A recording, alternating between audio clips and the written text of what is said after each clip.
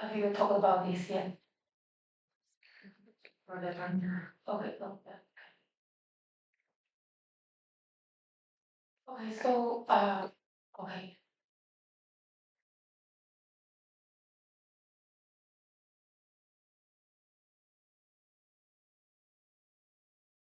so for molecular cloning, uh, we said that cloning is called, cloning allows for the creation of multiple copies genes.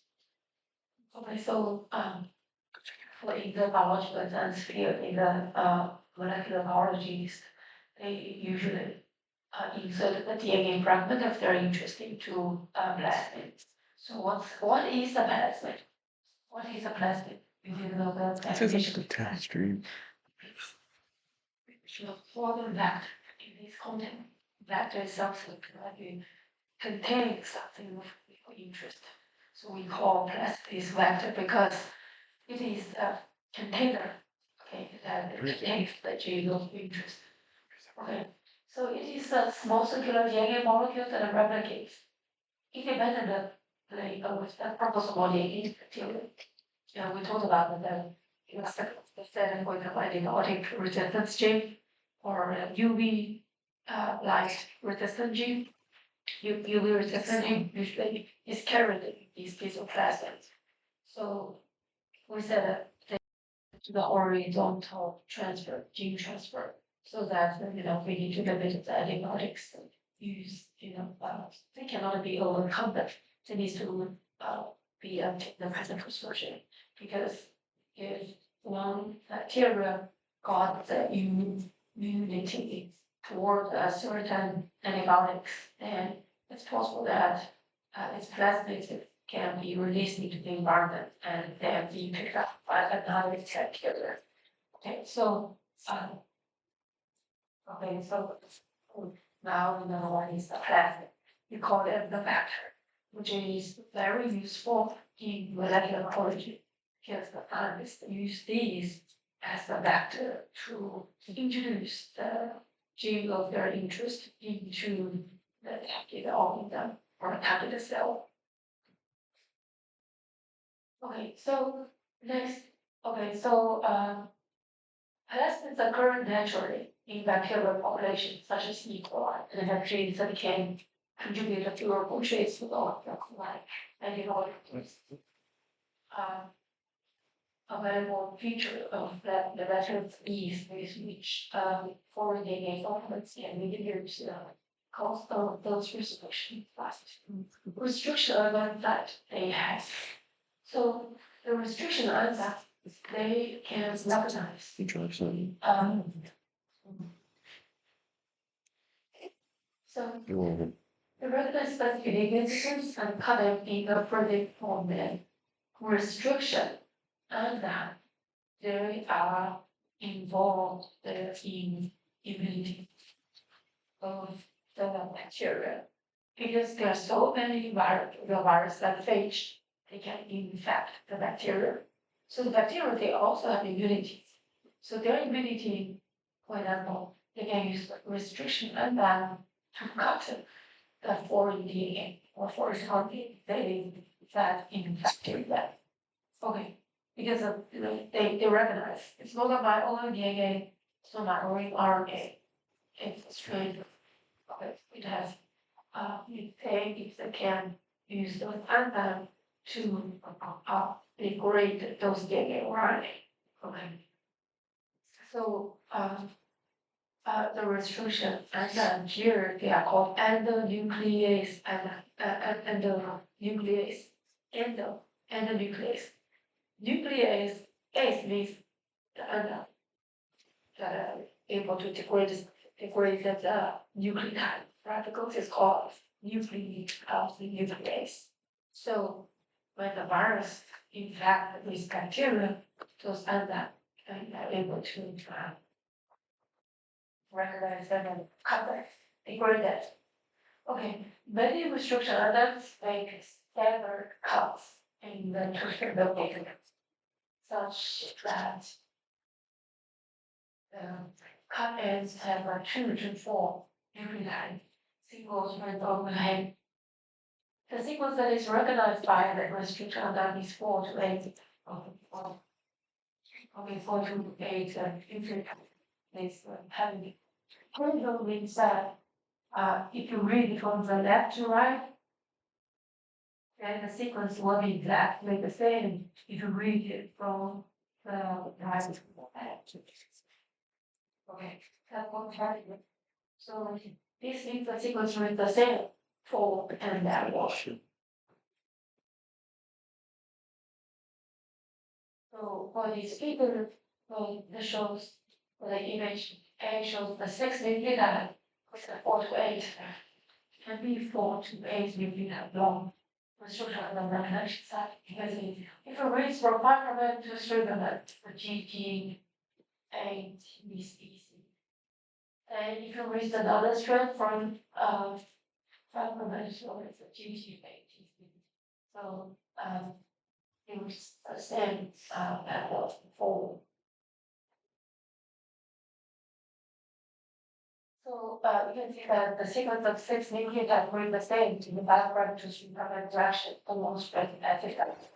In the background, you can direction of the elevation. That's called palindrome. Okay, then figure B shows the restriction angle breaks here as represented by these red bars in the DNA strips. So they cut in those two locations. The restriction are now able to recognize palindrome pattern and color in this really in these phases. And figure C is a product of the color. After it's taught by the restriction. Okay, it calls the sticky end sticky because they produce after they cut there, it produce these sticky ends and these.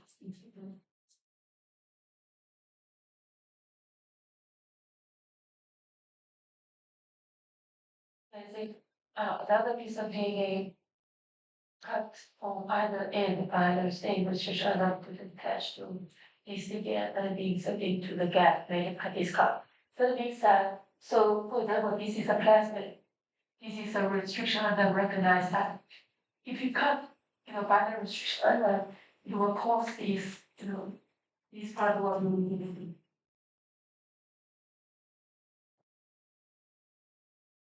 Well, the plasmid is a DNA, so the double stranded, right?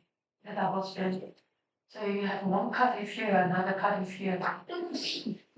Bless you. So this is the two strand. So you have one cut is here, another cut is here. This is red because this. Usually will cause the overhead portion slide. With a separate cut is very much considered forward and back of together. Because they saw him on the flat together, back from one with complicated overheads can see the restriction line. So these are called DA. So basically what the scientists do is they will cut the gene of interest, the gene that scientist is going to introduce into this plasmid with exactly the same restriction line, so that the sticky ends of these two pieces of DNA, one is the gene of interest and other is from the plasmid, are able to complement with each other by forming the hydrogen bond. So like this image shows, you can see the red strands on the left side represent the four DNA, the DNA you interested in. And the figure on the right side represents the plasmid, which is referred as that contain. Stream. The stream's not stream. And the second step, I think so. you Maybe have later. the restriction on that. Maybe. So the sticky ends will be created in these two entities. Okay. in your zero interest and in the vector, right? Then you continue to add ligase. Ligase remember is the enzyme that is involved in the DNA replication process. That able to follow to the restriction on the release for DNA like but in that is a when we inserted into the plasma and new when lower the temperature, they will yield to each other. They will yield to each other.